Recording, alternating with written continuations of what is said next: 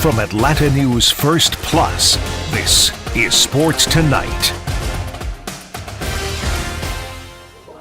Welcome into Sports Tonight. I'm Sports Director Bailey Burmaster alongside our lovely sports photographer Lee Smith. Hello, hello. We have another great Sports Tonight lined up for you tonight. We have a couple topics we're going to get to. We're going to talk a little bit more about Falcons Titans. There's been some interesting things coming out of Tennessee where Mike Vrabel is concerned. The NBA is back. We've been talking about it all week. We'll talk about the Hawks game just a little bit, along with other storylines within the NBA. MLS put out some awards as they gear up for the playoffs here shortly. So much going on. And then Cheater, Cheater, Pumpkin Eater. Should I just let it be fun and let them guess what that may be? Or do we want to give them a little teaser of what it is? Yeah, let's go teaser. Okay, we're just going to leave it. You have to stick around to find out what Cheater, Cheater, Pumpkin Eater is.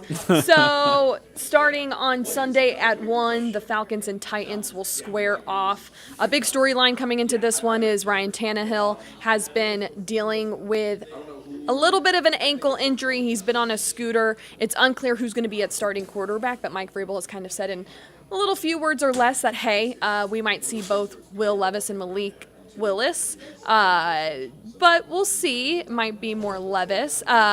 You never know, though. It was interesting. We're gonna tune into his press conference here for a bit, and then Lee, me, and you will dive into what we think about all of this, who we could see, and how he reacted to a certain question about the quarterback. So let's take a peek. Trade a captain away. How do you go back to that locker room and tell those guys that, winning is still the ultimate goal because we have a job to do, and I understand that there's, I have a job. Everybody else has a job. We need to do that. It's what we've always done. We'll compete. I'm sure everybody has their own personal feelings on it, just like I do. Ask that they, whether they agree with it or disagree with it, ask that they respect it, because that's how we've done things here. And again, when you make a bunch of connections with them and the players, sometimes it just, it goes, there's a business side of it and there's a personal side of it. How do you feel that void from the locker room perspective and the leadership that Kevin brought to this team? One of you guys that step up, and again, Kevin was a captain here. That's clear. His communication, and but guys will step up and pick up whatever void was there, and keep moving along. Does that signal you're open for business? Well, I think that Rand and I will always look at opportunities to strengthen the roster and the growth of it and the ability to add pieces or draft capital or whatever. I think everybody will always listen to anything that someone might have to say. I don't know if there's anything imminent. I'm just, a lot of people talk at this time of the year and before the draft and before the trade deadline. Well, Ryan won't practice today, and we'll see where he is at the end of the week.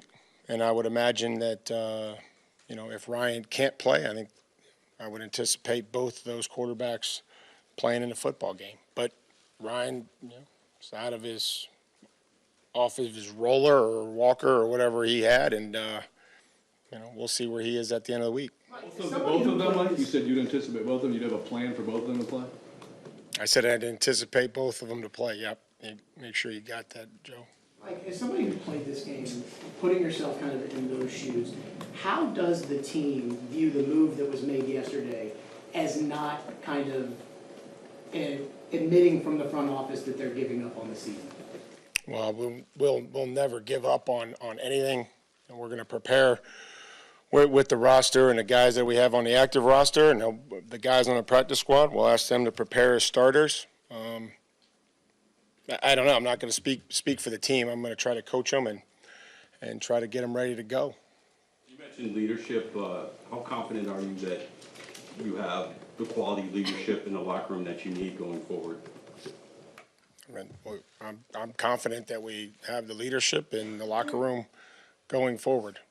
We had 6 captains voted and other guys received votes. And really at this point in time, anybody that comes to work with a great attitude, willingness to improve, and the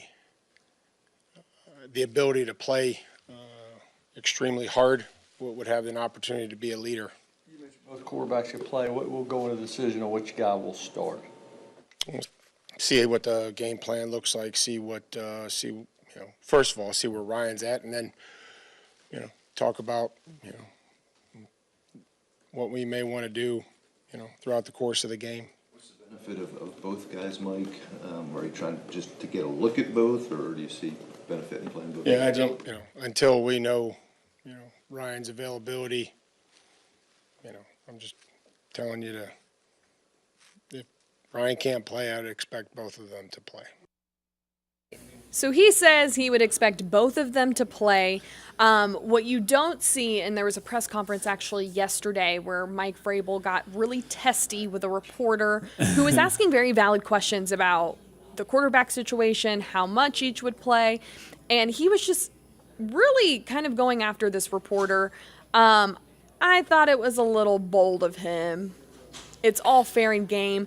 I think there's accumulation of a couple things here, and I think one of them is that the Titans are 2-4. Correct, and they might be throwing in the towel already. No, 6 games in. Brett, cover your ears over there. I'm sorry. Come on.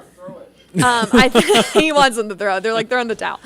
He's like, the Bears don't need to get the first and second picks. I mean, what do you make of all of that? A head coach going off of a reporter like that. You're 2-4. Your team's not doing great. I mean, the quarterback situation's a hot mess. Obviously we work in it. It's not cool for us, but at the end of the day, if you get wins, no one cares. You can say pretty much whatever you want. That's the end all be all. Mm-hmm. But yeah, it did look kind of weird. But look, if he goes out, they play a good game on a Sunday, they win. No one cares. Yeah, and they've already shipped one guy off to the Eagles. Do you think Derrick Henry gets traded? I hope he does, because what's he gonna do in Tennessee? Like, they're not gonna accomplish anything that there's no way they're gonna get close to a Super Bowl, at least not this year. They had a chance. They had chances to do that, and they've been feeding him the ball pretty much since day one, since he's been there. But there's only so many hits you can take. So for me, I would like to see him shipped off somewhere now. Where, I don't know. Yeah, I don't know where. Because that's a lot of money that he's going to be asking for. So Brett is saying Baltimore from the Peanut Gallery. I would love to see him in Baltimore. Do you want actually. that to happen, or do you think that's feasible? I think that's the most realistic outcome. Oh, most realistic outcome. Okay. Our resident Titans fan back there helping us out with where he thinks it's going to go. We'll see. Nonetheless, they're going to have to slow down Derrick Henry. Jerry Gray saying this week, he was like, well, you got to learn about that guy. It's not just like a one-guy tackle. You got to get multiple guys around him to bring him down. He's super talented. And he said as far as the young quarterbacks, no matter who ends up playing, is the only real tape you can go back and look is anything from the preseason, which is, or their college. Which is scary thoughts, thinking, hey, you might be going back to look at Will Levis's Kentucky days. Well, especially since the Falcons actually have a defense this year. So yeah. Other years might not have been as bad. No. But they can play.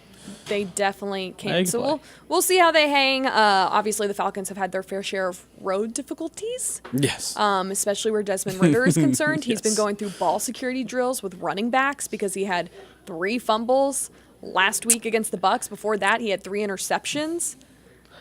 3 fumbles and 3 interceptions. It's been a roller coaster ride. Are we tired of it yet? That's not great. Are we tired of it yet is the better answer. Well, they're winning, so. So we will see if they can get the win in Tennessee on Sunday.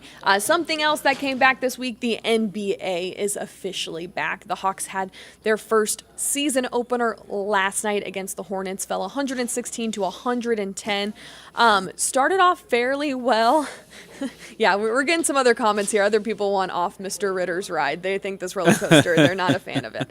But where the NBA concerned, the Hawks started off fairly well. I think Jalen Johnson had a heck of a game coming off the bench, a career-high 21 points. But where there was a big issue was 5 of 29 from the three-point range. No one had more than 1 three-pointer this entire game. Yeah. 17.2%. Woof. Woofly. That's crazy.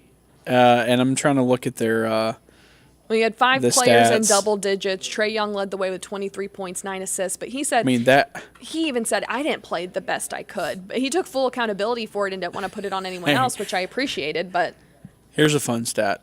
Field goals, 39 of 93. Yeah, they shot 39 of 93, 41.9%. If you can't shoot more than 42%, how are you going to win a game? yeah, it was a little bit of a struggle, but it's the first game of the season. Yeah. I'm not one to sound the alarm. Are you? Not yet. I mean, it's one game. Yeah, it's one game. They have their home opener Friday against the Knicks at 7:30 at State Farm Arena.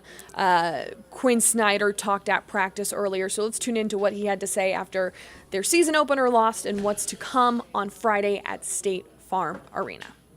I think for us, more than taking it from game to game about an opponent, we'll be prepared and have a game plan and do what's appropriate for a given team. But the film, in my mind, kind of was affirming in the sense that a lot of things that felt during the course of the game were apparent. We had a lot of empty possessions offensively, and I think some of that, a lot of new things, and it's different playing in the preseason and practice. It's really, it's a necessary part of the growth process that, you have competition and shows you where you need to have your focus. I think until things become habitual and instinctive, which just takes time, it requires even more focus for us to execute. And, I mentioned, you don't have to watch the tape or even look at the box score. I was pleased that we shot more threes in the second half than the first, even though we were not shooting a good percentage, obviously. And we're beginning to understand it's not that, the three is the be-all, end-all. But oftentimes when you're open, if you turn down a shot, the percentage chance of something good coming after that is not as great. And I was going to say, Trae mentioned something last night about getting into kind of rushing shots a little bit based on what Charlotte's tempo is. How do you help them kind of temper that and play at the pace that works for them as opposed to playing at an opponent's tempo? Well, I don't know that, our tempo is necessarily, slow. I think, particularly when we got stops. There was a time when we were missing a lot of good shots, whether they be at the rim or open looks, and they were running off those. It's really hard to get back when you're attacking the rim and you miss. And then taking the ball out of the net, is impactful. And we need everybody to be spaced properly and the things that we're doing in order to connect and play with 5 guys on offense. Everybody's got to be really focused on what their job is. It's different than just 2 people playing and 3 people being spaced, which is good too. We have a lot of that, and we have that in the half court too. But I think, the focus that we have for execution, is really important. And I know when it comes to defense, it's a collective effort, but for Sadiq having 5 career steals last night, just what does that mean about his progress on that? Yeah, well, it's really a function of being in the right spot. Bogey had a couple too. And I think, the way that we said defending with 5 guys, the way that we're guarding, you have to have trust. And, trust that the guys behind you are going to be in a position, where they have your back. And again, that's something that, you work on. And we had a lot of possessions where I thought we defended well early in the possession, and then we got driven late. So if there's one thing defensively, our ability to contain the ball and not necessarily give up straight line drives. And then again, after the back end of a possession to be shifted in help positions where it's not one guy on the island trying to do that. But we need to do a better job containing the ball, and we need to help each other contain the ball by being shifted. Let's talk about, Coach, the energy that flows through an arena for a home opener, based on your experience wherever. I know this is your first one here. Yeah. My home opener last year wasn't exactly a home opener. It's a special game, in that sense. You have some energy internally for your first game, but being in an opponent's arena is very different than being at home. And I know guys are always excited to play in front of a home crowd, and particularly a home crowd like ours. We have a group of fans at those games that play a big part in the game. That elevate your play and create emotion and intensity and things like that. That is not only beneficial, but it's fun. All right, so we'll see if the Hawks are able to get back in the win column for the first time this season after losing that one to the Hornets. But it's not going to be an easy game with the Knicks coming to town. They're a pretty decent team, at least you would think better than the Hornets. But the Hornets have had the Hawks' number. I mean, they took 3 of 4 which is kind of weird because they're not a traditionally strong team. No. Another storyline that came out of the NBA yesterday, the Spurs taking on the Mavs, and they definitely spoiled the NBA debut of #1 draft pick Victor Wembanyama. Luka went 33 points, 14 rebounds, 10 assists. Just so he's still Luka? He's still Luka. But Victor Wembanyama, everyone wanting to see this guy, first-time Spurs fans could see him. It was actually completely sold out, and when he was in the game, the fans were going absolutely crazy. 15 points. Had 2 assists, 2 steals, 1 block, 5 rebounds.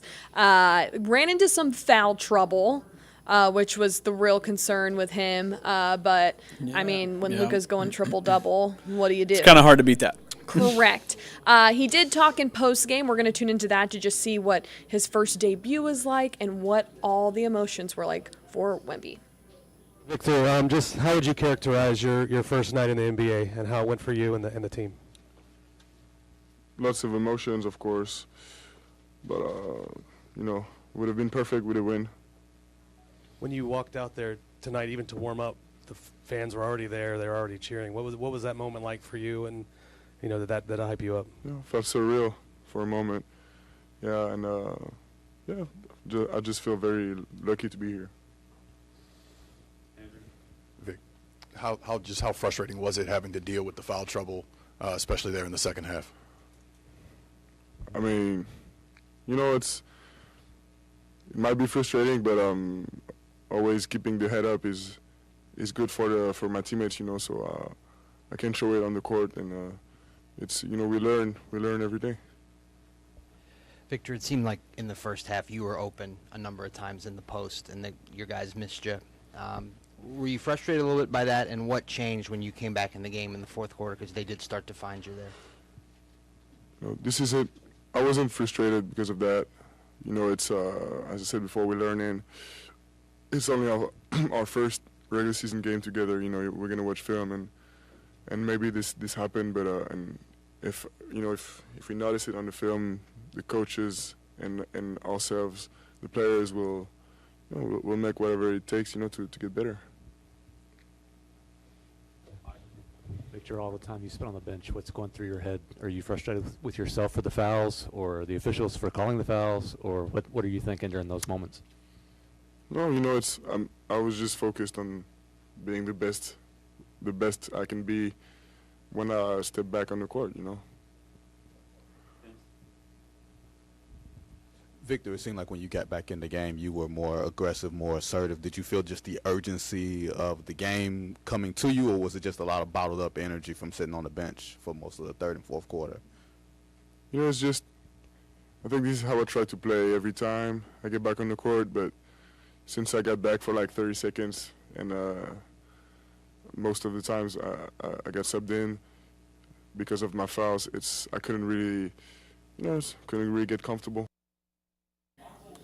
He's just 7'3", so massive. I don't know. I know, right? It's like 7'3". it's wild. Like I can't fathom that. He is fun to watch. So we'll probably be watching a Spurs game or two down the line. Another big matchup tonight that I think everyone's been looking at for a lot of different reasons. Bucks 76ers tonight. That's in Milwaukee for the Bucks. They picked up Dame over the offseason, which was a huge get, and then they shipped Drew Holiday, who ended up in Boston during that trade. Yeah. That's wild. So everyone's eager to see Dame in a Bucks jersey and see how that chemistry builds. But this was actually, Lee, this is something that's happened in the last 30 minutes. We got a Woj bomb. The NBA is investigating whether the 76ers and James Harden are in violation of the league's new player participation policy for their opening night national television game against the Bucks. Already? Game 1. Here's the quote from the league spokesperson, Michael Bass, who told ESPN, quote, "We are looking into the facts around James Harden's availability tonight to determine whether an improved reason exists for his lack of participation." Now, if you remember, Harden has been mish-mosh all over the preseason leading up to this moment and decided to come back to the 76ers, but was not going to play, was not going to participate in this game. So it's very interesting. It's an early test for this new legislation. Hey, game 1, go ahead and get it out the way early. Right? I mean, what do you make of all of this? Do you think Harden's the problem? I mean, he clearly doesn't like everyone involved. James Harden, did you really just ask, James Harden the problem? The answer to that question from now until the end of time is yes, James Harden is the problem. Yeah, I mean, he's been on multiple teams. I mean, come on now. He doesn't want to be there. So I'm looking at this article. It said Harden wanted to travel to Milwaukee and Toronto on the team's opening road trip, but the Sixers didn't believe he was physically prepared to play after spending so much time away from the team, sources said. Okay. Beyond his 10-day absence from the team, Harden's lone preseason scrimmage was October 7th in Boston, which further clouded his readiness to make his season debut, the source also said. One preseason game? Yeah, I don't think he's in shape. So I think they're like, if you're going to be a diva, we're going to treat you like a diva who hasn't been here. Sure. Life comes at you fast, Are we basically in agreement that the Bucks are winning tonight? Yes. Okay, yes.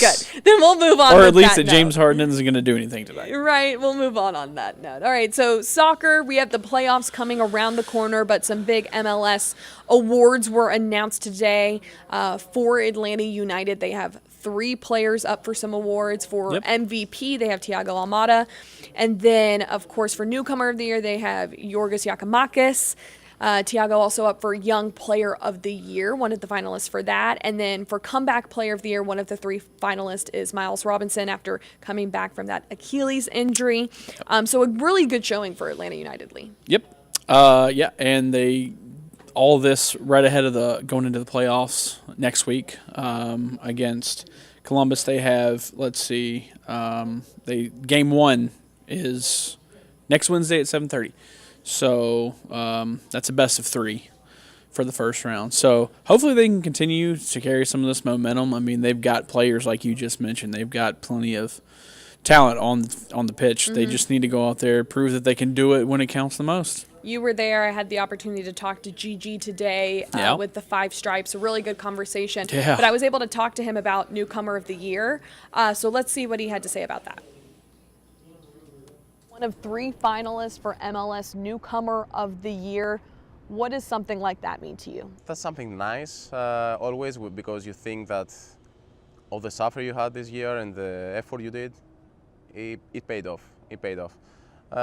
But it doesn't mean anything for me. I know what I did in my season. I don't need any trophy. I don't need anything to tell me what I did this season.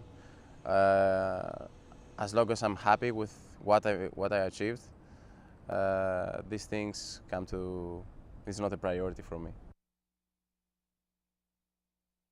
That conversation, you can watch the full thing tomorrow on Sports Tonight when Scott Pennyman is hosting. You'll want to tune in. I thought we had a really cool conversation. Something that I thought was really interestingly was that when we were I asked him, he's played for Celtic FC in Scotland, spent some time just in soccer in general, now here in Atlanta, and I was really curious about how Atlanta United differs from other teams he's been on. And he said that there's just been a lot less pressure in Europe, there's so much Yeah. pressure to perform. And I think you brought up a good point, probably getting a lot of death threats when there's no goals or not playing well. But he just said it's nice to not have that pressure here, and that he loves living in Atlanta from a personal standpoint, from a professional standpoint, and that he believes like this team is building something special. Yeah, and they, like he said, they believe they have the talent to do something.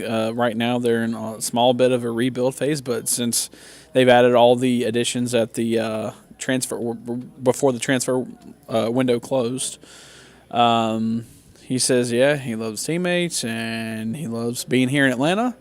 And yeah, it was kind of funny to hear him say that there wasn't as much pressure. Well, he didn't really feel any pressure yet. So, sometimes it's good to be but loose. look, hey, he's performing, so Yeah. like you can't really complain. I mean, like the guy's going out there, he's scoring goals. We're going to wrap up with our final topic here. We don't have that much longer to go, but we're going to try and squeeze it all in. All right. Cheater, cheater, pumpkin eater, we're talking about you, University of Michigan. If you haven't been paying attention, NCAA enforcement staff has been watching University of Michigan this week because they're looking into a sign stealing probe. So there was this individual with Michigan named Connor Stallions, an analyst who is making $55,000 a year, and he's one of the main people in this probe. He would pay people to go scout games for Michigan and record their signs to steal and cheat. Yep. In fact, and all of this, which is even more crazy to me, which I feel like people don't talk about. I'll read this part. ESPN previously reported that Stallions purchased tickets to games to 12 of 13 possible Big Ten schools, the 2021-2022 SEC title games, and games in 4 campus stadiums tied to the college football playoff contenders last season. Overall, Stallions left a paper trail of at least 35 games at 17 stadiums around the country, according to sources. On top of that, the other thing that I feel like is crazy that they're not talking about here is he had a 600-page manifesto about how he was going to take over the University of Michigan's football program. Jim Harbaugh better watch out. I think Harbaugh's probably going, what did you get me into? Right? On top of that, Dude. Well, because, I mean, because if you remember Urban Meyer, this is kind of like, it's not the exact same thing, but one of his assistants got in trouble, and basically that was what got him fired. Maybe we have a situation like that because this is crazy. This is unprecedented. it's wild. And you said 35 different stadiums? 35? Do we know if Georgia, did they do that for Georgia a couple SEC years title ago? game, Georgia was in those, so they were there. That's and to crazy, make matters dude. even more interesting, Michigan is ranked number 2 in the country right now and Yeah. recently became the betting favorite to win the college football playoff over Georgia. Imagine that. And I know Kirby's talked about it earlier this week. He didn't specifically point out Michigan, but just was like, these are things I've unheard of. Cheating is never good. Well, of course he's going to say that. I mean, but that's easily the craziest thing that's going to happen all year this year. I mean, that's wild. Yeah. That is wild. All right, quickly, we have under a minute. What's on your mind? Ooh, you always get me with these because I never come prepared for this. Georgia State.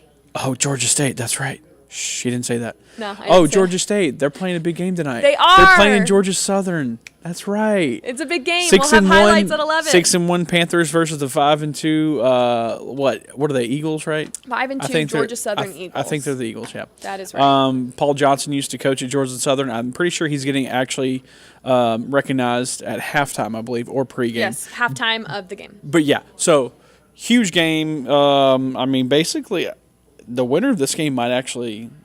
Georgia State, Darren Granger on a roll. All right, we're wrapping up. Yeah. We're wrapping up. We got to get out on time. That's it. That's all we got for you. Bruins play tonight at 7. That's what's on my mind. You guys have a great night. See ya.